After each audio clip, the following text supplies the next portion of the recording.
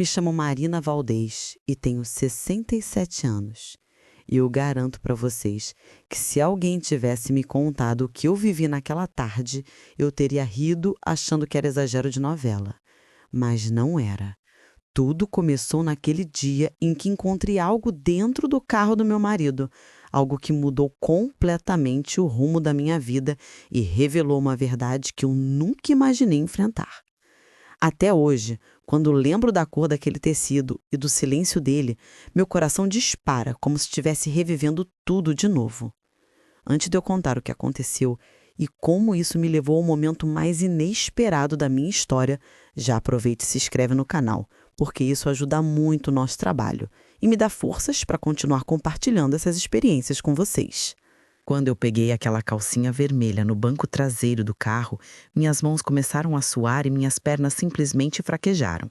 Como se o chão tivesse se dissolvido embaixo de mim, e a primeira coisa que pensei foi que talvez eu estivesse enlouquecendo, porque eu lembrava de cada peça de roupa minha, e aquela ali nunca tinha sido minha. Eu a segurei com a ponta dos dedos quase sem encostar, como se ela fosse uma prova de algum crime, e olhei para Renato pelo retrovisor esperando que ele reagisse, que dissesse algo, que me explicasse o que estava acontecendo, mas ele só mantinha aquele olhar duro para a estrada, o maxilar trincado e o silêncio dele tão alto que parecia gritar dentro do carro.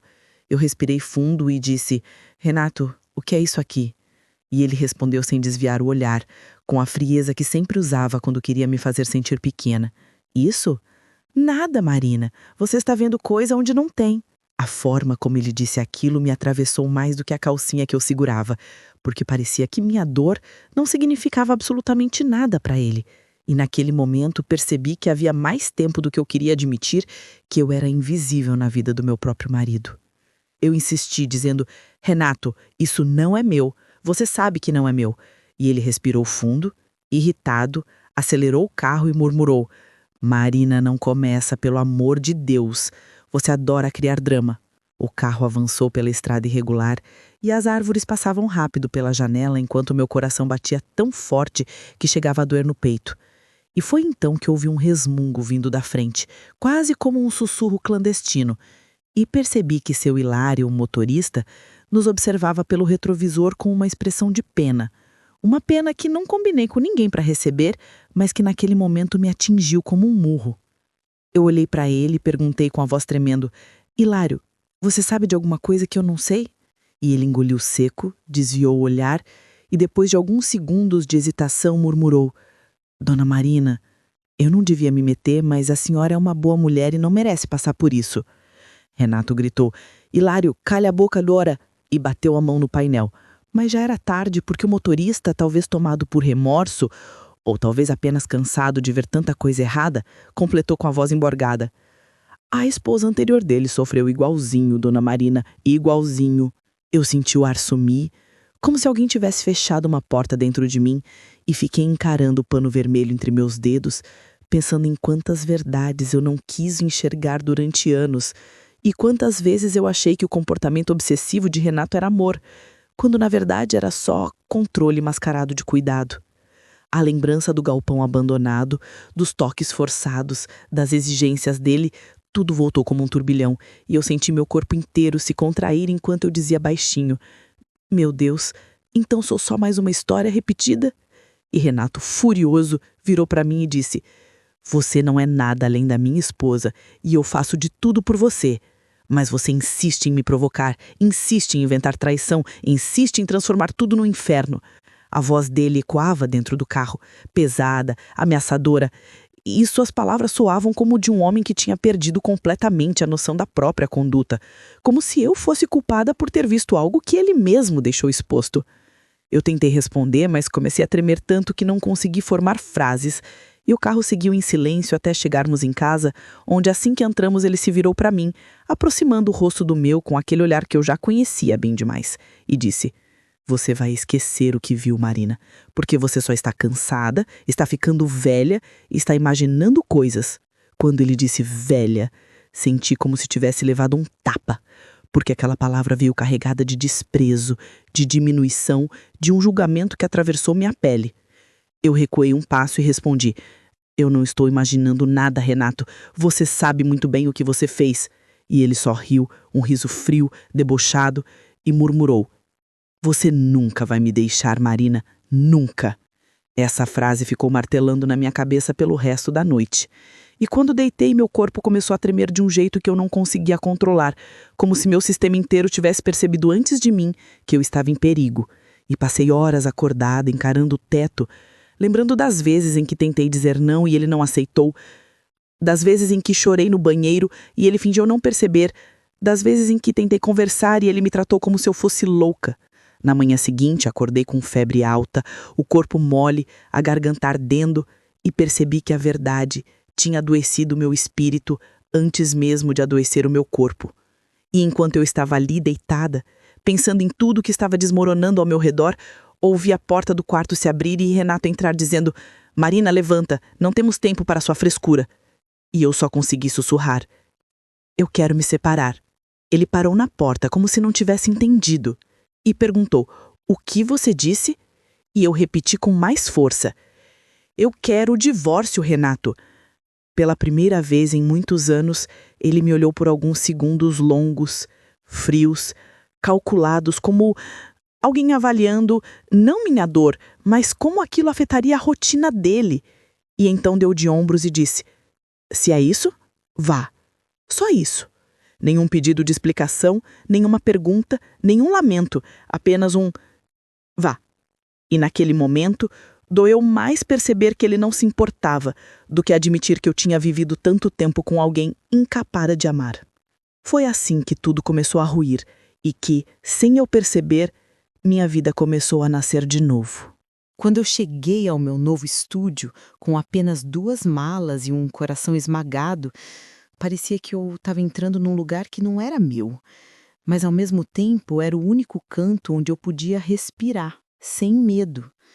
O apartamento era pequeno, as paredes tinham aquela cor neutra que parece pedir um pouco de vida. A luz entrava tímida pela janela estreita e o cheiro de poeira antiga se misturava ao perfume leve de rua molhada que vinha da chuva fina que caía desde cedo. Eu coloquei minha mala no chão e fiquei parada no meio do cômodo, olhando ao redor como quem tenta entender se aquilo ali era um recomeço ou apenas mais uma queda. Respirei fundo e disse em voz baixa, quase como um pacto comigo mesma: Marina, você precisa ser forte agora, porque não tem mais ninguém por você. E naquele instante, percebi que eu não estava triste apenas pela separação, mas por ter passado tantos anos sem saber quem eu era sem Renato, sem saber que tipo de mulher existia quando o medo não me moldava. Com coragem que eu não sei de onde veio, abri as janelas e deixei o ar fresco entrar, tentando limpar um pouco daquela sensação de abandono que ainda grudava na pele como suor frio. No dia seguinte, acordei cedo para tentar me inserir de novo na minha vida profissional, mesmo com o estômago embrulhado e a cabeça latejando de tantas noites mal dormidas. Tomei um banho demorado, coloquei uma roupa simples e parti em direção ao escritório onde eu havia trabalhado por tantos anos como consultora de previdência. No caminho, minhas mãos começaram a suar e a sensação de que eu não pertencia mais a lugar nenhum apertou meu peito como uma mão invisível.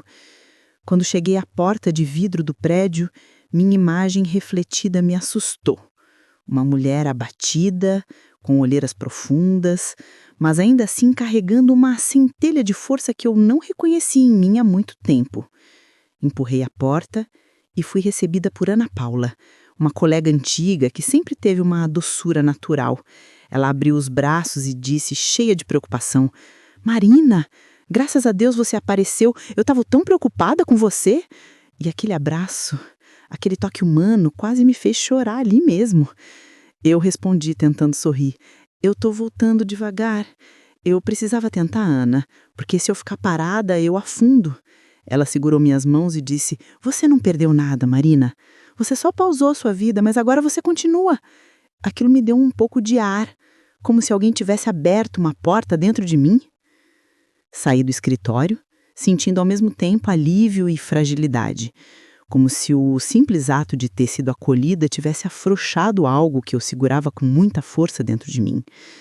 Mas enquanto caminhava pela rua, uma onda repentina de ansiedade me atingiu de tal forma que minhas pernas ficaram bambas, meu peito começou a apertar e um zumbido tomou a minha cabeça. Senti que ia desmaiar. Encostei numa parede fria, tentando manter o equilíbrio enquanto eu respirava, entrecortado, e repetia para mim mesma: Marina, calma, respira, só respira. Mas meu corpo não obedecia. As pessoas passavam rápidas, desviando, algumas olhavam com pressa, com curiosidade, mas ninguém parava. Até que ouvi uma voz, suave, firme e inesperadamente acolhedora, dizendo: Ei, senhora, olha para mim, tenta respirar comigo, assim, devagar, tá? Levantei a cabeça e vi um rapaz jovem com um avental de café e a expressão mais sincera que eu tinha visto em muito tempo. Ele estendeu uma garrafinha d'água e me ajudou a me sentar na mureta. Eu disse com vergonha, sentindo meu rosto quente de constrangimento: Desculpa, eu não sei o que aconteceu. E ele respondeu com um sorriso gentil: Não precisa se desculpar. Acontece com todo mundo. A vida às vezes aperta demais. Meu nome é Lucas, tá? Se a senhora quiser, eu fico aqui até melhorar. Quando finalmente consegui respirar com mais calma, ele me ajudou a levantar e disse: Vem comigo ali rapidinho. É só na esquina. Eu faço um café bom, promete que melhora seu dia. Entrei na cafeteria ainda meio tonta, mas a atmosfera leve do lugar, com o cheiro de café moído, madeira clara e música instrumental suave me envolveu como um abraço. Lucas preparou um cappuccino e colocou na minha frente, dizendo: Aqui, bebe devagar. Eu peguei a xícara com as mãos trêmulas e respondi: Obrigada, eu não sei como agradecer. E ele balançou a cabeça, dizendo: Só conversa comigo um pouco, já tá pago. Eu ri pela primeira vez em semanas. Um riso pequeno, tímido, mas que pareceu quebrar parte da cadeia emocional que eu ainda carregava. Ele se sentou ao meu lado e perguntou: Posso saber seu nome? E quando eu disse Marina, ele repetiu como se estivesse saboreando o som do nome. Marina, combina com você. Bonito. Eu senti meu rosto esquentar e desviei o olhar, porque fazia tantos anos que um homem não me dizia algo que não fosse obrigação, cobrança ou crítica, que aquele elogio simples atravessou minhas defesas como se estivesse abrindo passagem para algo novo. Aquele encontro inesperado, aquele respiro no meio do caos, foi o primeiro momento em que percebi que talvez a vida estivesse tentando me puxar de volta para mim mesma.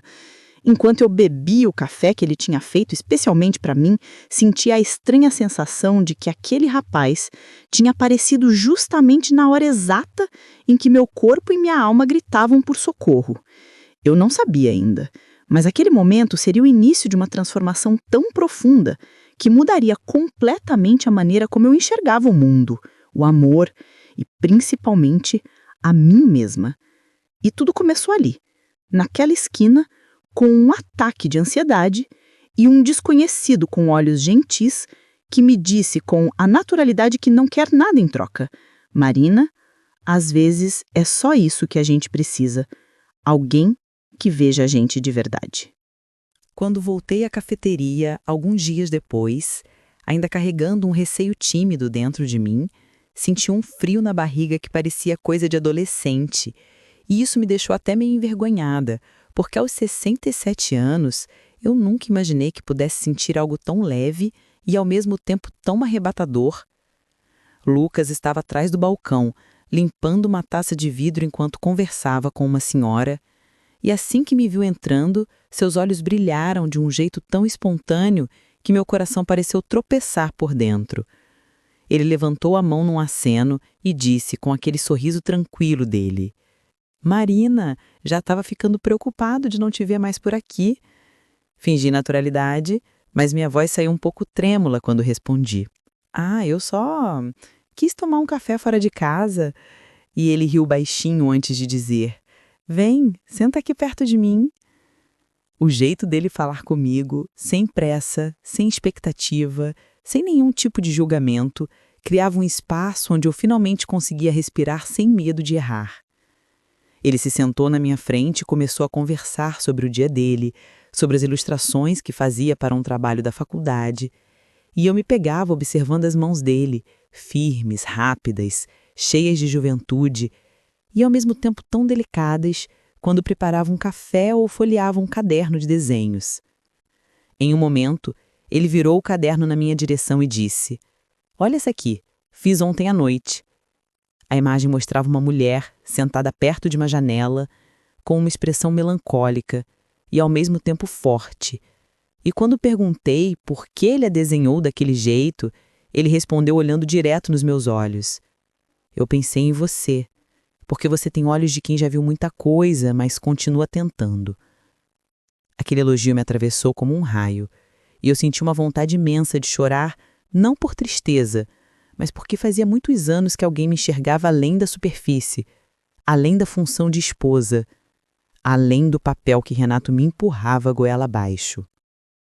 Numa tarde chuvosa, eu estava mexendo no celular, esperando o meu café ficar pronto, quando Lucas acabou esbarrando de leve na minha mão. O toque foi tão simples, quase nada, mas me fez estremecer de um jeito que eu não esperava, e ele percebeu na hora, porque riu com um pouco de vergonha e disse: "Desculpa, não quis te assustar." Eu tentei disfarçar, mas respondi com sinceridade: "É que faz muito tempo que ninguém encosta em mim com gentileza." Ele ficou me olhando por alguns segundos longos, como se estivesse tentando entender o tamanho das minhas cicatrizes, e então falou baixinho, com uma sinceridade que desmontou minhas defesas: "Marina, com você eu só quero ser leve." Eu senti minhas bochechas esquentarem como se eu tivesse 20 anos de novo e desviei o olhar para a janela, mas ficou impossível ignorar o calor inesperado que nascia dentro de mim. Um calor que não tinha nada a ver com paixão proibida, e sim com vida voltando a circular por lugares que estavam adormecidos havia décadas. Teve um dia em que Lucas fechou a cafeteria um pouco mais cedo e me convidou para caminhar pela praça, que ficava a 2 quadras dali. Aceitei sem pensar, como se meu corpo tivesse respondido antes da minha consciência. E enquanto caminhávamos entre as árvores cheias de folhas amarelas caídas pelo outono, ele me contou sobre a infância difícil, sobre o pai ausente, sobre a mãe que trabalhava dobrado para criar os filhos. Eu ouvi tudo em silêncio, sentindo cada palavra como um desabafo que ele nunca tinha confiado a ninguém. E quando percebi que seus olhos estavam marejados, toquei o braço dele para confortá-lo, dizendo: "Você é forte demais, Lucas. Não sabe o quanto." Ele sorriu com um canto da boca, enxugou as lágrimas com as costas da mão e respondeu: "Eu só sou assim porque aprendi a reconhecer as pessoas boas antes de perdê-las." E naquele momento senti como se ele tivesse dito aquilo diretamente ao meu peito, como se me avisasse que eu importava, que eu fazia diferença, que eu era vista.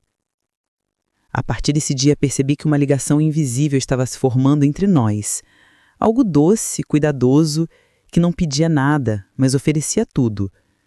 Eu começava a acordar pensando no café dele, no sorriso dele, em como era bom ser tratada com respeito, sem precisar pagar esse respeito com obediência ou medo. E isso me dava uma sensação paradoxal de culpa e liberdade, porque parte de mim ainda estava condicionada aos anos com Renato, enquanto a outra parte começava, finalmente, a esticar as asas. Certa tarde, sem aviso, Lucas perguntou: "Marina, você já amou alguém que não te amou de volta?" E a pergunta me pegou tão desprevenida que demorei alguns segundos para responder.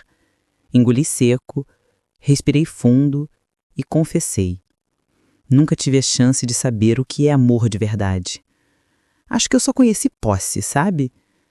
Ele acendeu devagar, como se a resposta doesse nele também, e disse com a voz baixa: "Eu queria muito que você conhecesse o amor de verdade." Aquele momento marcou algo dentro de mim porque pela primeira vez eu senti que estava vivendo não como espectadora, mas como protagonista da minha própria história. Havia medo, sim, porque era tudo novo e completamente inesperado, mas também havia uma vontade enorme de não deixar escapar essa pequena chama que nascia no meu peito. E eu sabia, no fundo, que Lucas não era só um rapaz gentil, Ele estava me mostrando um mundo que eu não sabia que ainda podia existir para alguém da minha idade. Um mundo onde eu não precisava me diminuir para caber em ninguém, onde meu sorriso era valorizado, onde a minha história era ouvida e acolhida. E a cada dia, com cada gesto simples, cada conversa longa, cada toque leve, eu percebia que algo muito maior do que eu estava se formando ali. Uma espécie de recomeço que eu nunca teria imaginado, mas que chegou no momento exato em que minha alma pediu socorro. Quando o Renato reapareceu na minha vida, foi como se uma sombra antiga tivesse invadido o meu novo mundo. Aquela mesma sombra que eu achava que tinha deixado para trás, mas que ainda conhecia cada fresta da minha alma. Eu estava saindo da cafeteria com o Lucas, rindo de uma piada boba que ele tinha feito sobre uma cliente que insistia em pedir cappuccino sem café, quando ouvi alguém me chamar pelo nome com uma voz seca, pesada, que eu reconheci imediatamente, mesmo depois de meses afastada. Marina? Parei no meio da calçada, sentindo o sangue gelar nas veias. E quando virei, lá estava Renato. Parado a poucos metros, com a camisa social impecável, as mãos nos bolsos e aquele olhar que tentava me lembrar quem ele acreditava que eu ainda era.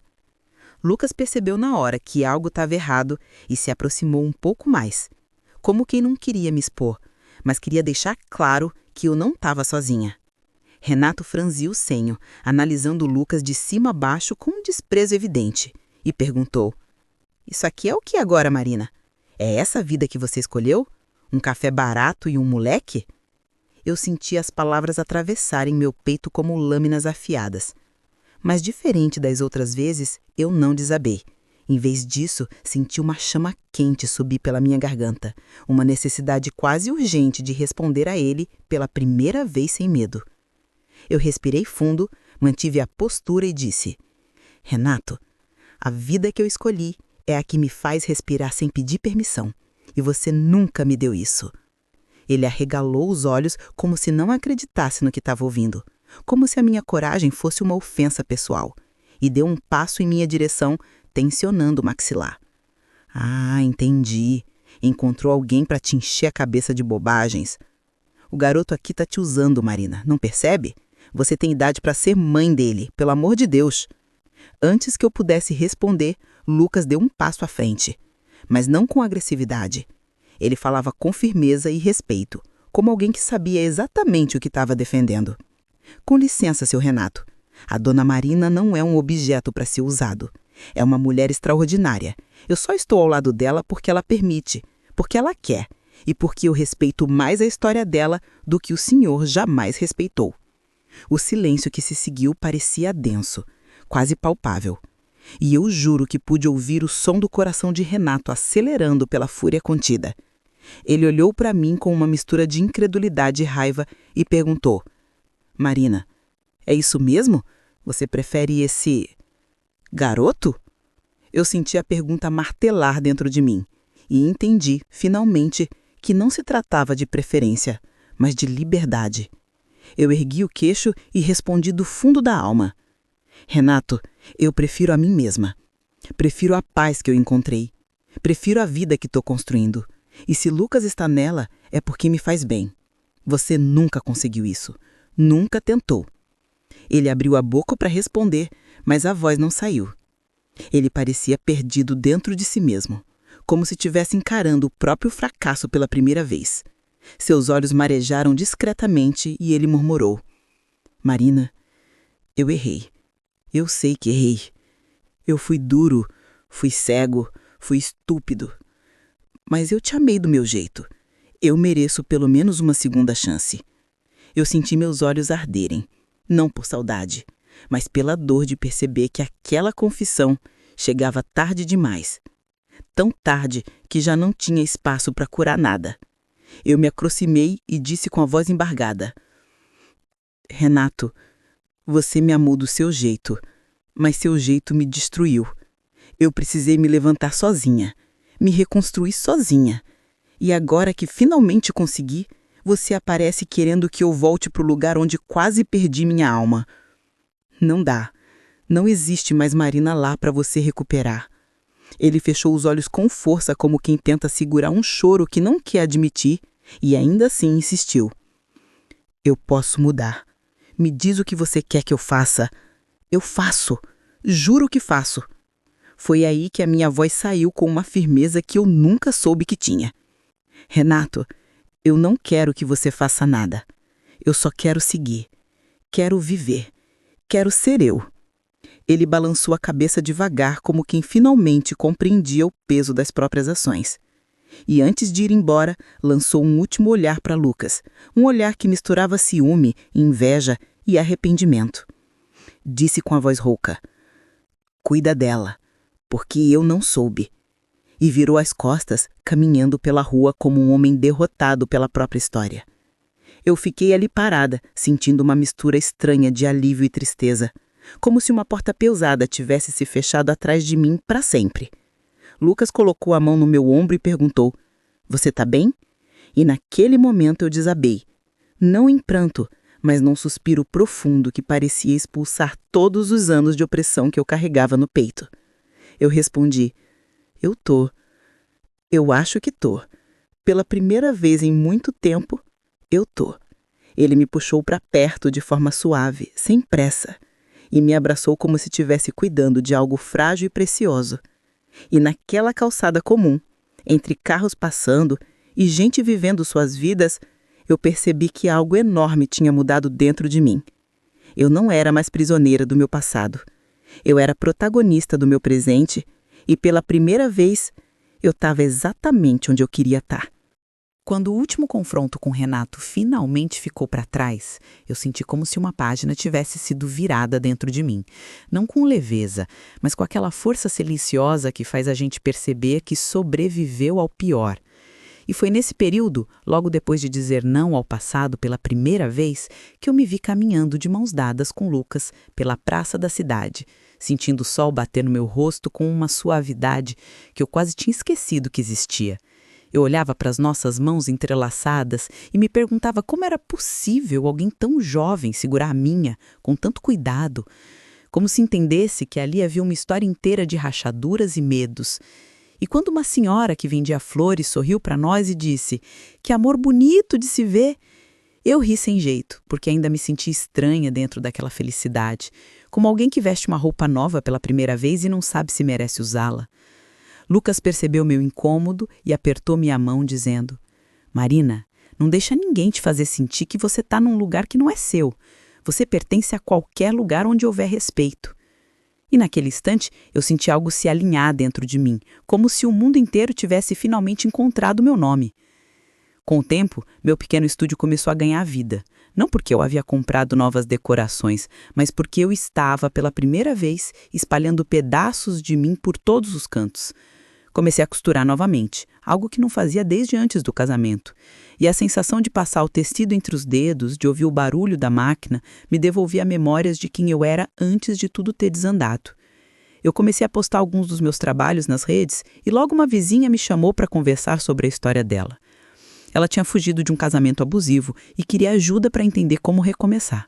Nós conversamos por mais de 2 horas, choramos juntas, rimos juntas, e quando ela foi embora me disse: "Marina, você devia ajudar mais mulheres. Sua força cura." Aquela frase ficou martelando na minha cabeça até que, numa manhã, decidi organizar um pequeno grupo de apoio no prédio ao lado, num salão comunitário. As primeiras reuniões tinham só 3 mulheres, depois 6, depois 10, e cada história que eu ouvia parecia me lembrar que eu não era exceção. Havia tantas de nós aprendendo a viver depois de sobreviver. Foi durante uma dessas reuniões que seu Hilário apareceu na porta, segurando um chapéu com as 2 mãos, como se estivesse pedindo licença para entrar na minha nova vida. Quando eu vi, senti o peito apertar, porque ele era parte de uma fase terrível, mas também foi o único a ter coragem de me mostrar a verdade que eu insistia em ignorar. Ele se aproximou com passos lentos, com aquele jeito calado dele, e disse: "Dona Marina, eu só queria agradecer. A senhora teve uma coragem que muita gente não tem. Eu vi a senhora sofrer e eu me culpei muito por não ter falado antes." Engoli um nó na garganta e respondi: "Hilário, você falou quando eu consegui ouvir. Isso já foi muita coisa." Ele assentiu, emocionado, e completou: "Eu fico feliz de ver a senhora assim, viva. Essa palavra ecoou dentro de mim como um presente. Enquanto tudo isso acontecia, Renato também tentava lidar com o que restou dele. Não porque eu tivesse notícia direta, mas porque a cidade pequena sempre leva e traz informações como o vento. Diziam que ele estava mais introspectivo, que tinha parado de frequentar os lugares chiques, que estava fazendo terapia e frequentando a igreja do bairro. Uma parte de mim sentia pena, mas não uma pena que me prendia. Era só humanidade. Em alguns momentos eu até me perguntava se ele finalmente estava vendo as consequências da própria dureza, mas eu nunca tive vontade de voltar lá, porque o passado é um lugar onde eu não posso respirar. Com Lucas, as coisas foram acontecendo com a naturalidade de quem não precisa correr para provar nada. Ele não queria me moldar, não queria me controlar, não queria me salvar. Ele só queria caminhar comigo. Nós começamos a inventar pequenos rituais. Ele passava no meu estúdio antes da faculdade para me trazer um pão de queijo. Eu levava para ele novos desenhos de roupas para estudar. Às vezes jantávamos algo simples enquanto conversávamos sobre sonhos, medos e o que ainda queríamos fazer na vida. Houve uma noite especial em que ele me olhou com uma mistura de carinho e admiração e disse: Marina, eu não me apaixonei por você apesar da idade. Eu me apaixonei por você porque você é você. Eu senti minhas lágrimas escorrerem, mas não eram lágrimas de dor, eram de renascimento. A última cena que quero contar aconteceu numa tarde dourada, o tipo de tarde em que o sol toca tudo com uma delicadeza quase poética. Eu estava no meu pequeno estúdio, costurando uma blusa para uma das mulheres do grupo de apoio, quando Lucas entrou com 2 xícaras de café e colocou uma ao meu lado dizendo: trouxe do jeito que você gosta. Eu levantei o rosto e vi aquele sorriso que me acolheu no dia em que eu quase desmaiei na rua e, sem perceber, sorri de volta. Ele se sentou na varanda, me chamou com um gesto suave e eu fui, ainda segurando o tecido na mão. Ficamos ali, olhando as montanhas ao longe, o cheiro de café se misturando à brisa, e sem eu pedir, sem eu esperar, ele repousou a cabeça no meu ombro. Fechei os olhos por um instante e senti meu coração se aquietar, como se finalmente tivesse encontrado um lugar para descansar. E foi ali, naquela varanda simples, com um homem que me ensinou que eu ainda tinha vida dentro de mim, que eu percebi que não precisava mais ter medo de nada. Eu sorri e disse baixinho: eu perdi um casamento, mas ganhei a mim mesma. Lucas levantou a cabeça, me olhou com ternura e respondeu: então você ganhou o que há de mais raro. E naquele momento eu soube que depois de tanto sofrimento, eu estava finalmente no lugar certo, com a pessoa certa e, principalmente, sendo a mulher que eu sempre quis ser.